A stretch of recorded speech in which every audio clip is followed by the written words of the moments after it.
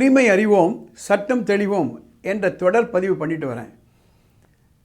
நம்ம உரிமை என்ன நம்ம தெரிஞ்சுக்கணும், அதற்கு சட்டப்பூர்வமாக நம்ம என்ன ஒரு ரெமிடியை வாங்கணும் நம்ம தெரிஞ்சுக்கணும். சட்டம் தெளிஞ்சிருக்கணும், உரிமையை புரிஞ்சுக்கணும்.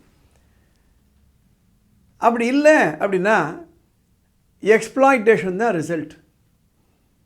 சொசைட்டின்றது என்ன, நாம் உருவாக்குறது தானே சொசைட்டி. ஒரு பழமொழி சொல்லுவாங்க, குட்டை குட்டை குனிஞ்சிக்கிட்டே இருந்தால் குனிய குனிய குட்டிக்கிட்டே இருப்பாங்கன்னு சொல்லுவாங்க. அதே மாதிரி தான் நமக்கு அநீதிகள் நடக்கும் பொழுது நம்ம கண்டிப்பாக அதை தடுத்து நிறுத்தணும், அதை கேட்கணும். ரோட்டில் போயிட்டுருக்கோம், ஒரு ஆணி அப்படி நீட்டுக்கிட்டு இருக்கு, நமக்கு என்ன அப்படின்னு விட்டு போனோம்னா நாம் ஜாக்கிரதையாக போயிடுவோம். ஆனால் பின்னால் வரக்கூடிய ஒருத்தருக்கு அது பாதிக்கலாம். அதே போல் தான் the society has to become a assertive society. Submissive society என்ன தப்பு நடந்தாலும் நம்மளாலாம் முடியாதுங்க, இதெல்லாம் பெரிய பணம் வேணுங்க அப்படி விட்டுறது. அக்ரெசிவ் சொசைட்டி அப்படின்னா சட்டத்தை கையில் எடுத்துகிட்டு அராஜகம் பண்ணுறது. ரெண்டுமே வேணாமே.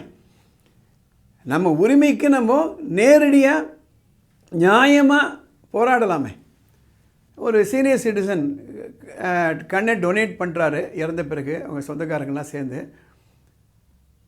அந்த கண்ணை, அந்த கார்னியாவை எடுத்துன்னு போன தனியார் கண் மருத்துவமனை அந்த கண்ணை சரியாக தைக்கலை. அதனால் ரத்தம் வர ஆரம்பிக்குது. அந்த மறைந்தவருடைய சொந்தக்காரங்க அந்த மருத்துவமனைக்கு ஃபோன் பண்ணுறாங்க, இந்த மாதிரிங்க.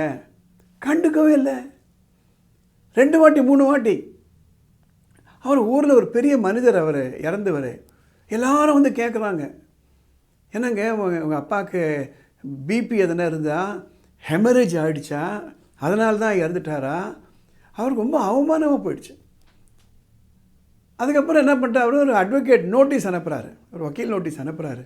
அதையும் கண்டுக்கலை. இவர் விடுறதா இல்லை. கன்சியூமர் கோர்ட்டில் கேஸ் போடுறாரு. இந்த மாதிரி நடந்து போச்சு, நான் இமெயில் அனுப்பிச்சேன், நான் ஃபோன் பண்ணேன், அதை பற்றி யாருமே கண்டுக்கலை. அந்த கோர்ட்டுக்கும் யாருமே வரலை. வந்து டிஃபெண்ட் பண்ணமா வேணாம், இல்லை கேட்கலாம், சொல்லலாம், அதுவும் நடந்து போச்சுங்க, தெரியாமல் நடந்து போச்சு அப்படின்னு சொல்லலாமா இல்லையா? அதையும் செய்யலை.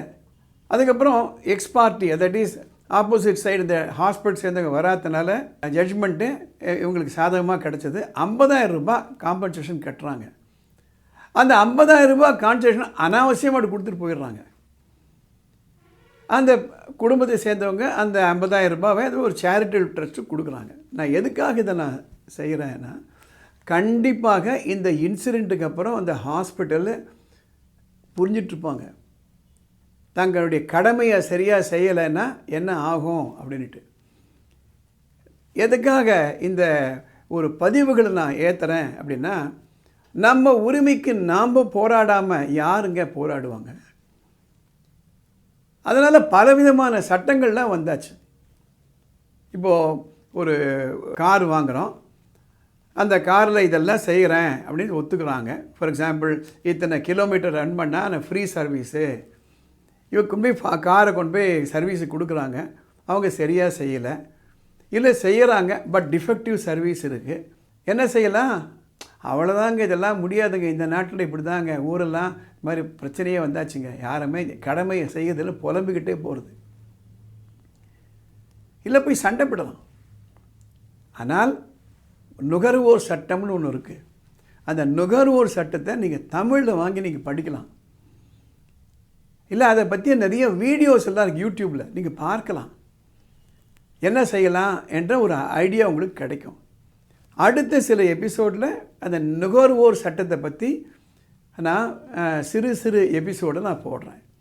இந்த தகவல் உங்களுடைய மற்ற நண்பர்களுக்கு பயனுள்ளதாக இருக்கும் அப்படின்னா இதை அவங்களுக்கெல்லாம் ஷேர் பண்ணுங்கள், லைக் பண்ணுங்கள். சட்ட ரீதியாக உங்களுக்கு ஏதாவது குழப்பங்கள் இருந்தானா மேலே ஒரு வாட்ஸ்அப் நம்பர் போகுது, அந்த நம்பருக்கு ஒரு வாய்ஸ் மெசேஜோ இல்லை டெக்ஸ்ட் மெசேஜோ அனுப்புங்க. அடுத்த வர எபிசோடில் அதை நாங்கள் கிளியர் பண்ணுறோம். வானமே இல்லை அறக்கட்டளையின் சார்பாக இந்த பதிவுகளை நாங்கள் ஏற்றிக்கிட்டு வரோம். இந்த சேனலுக்கு சப்ஸ்கிரைப் பண்ணுங்கள்.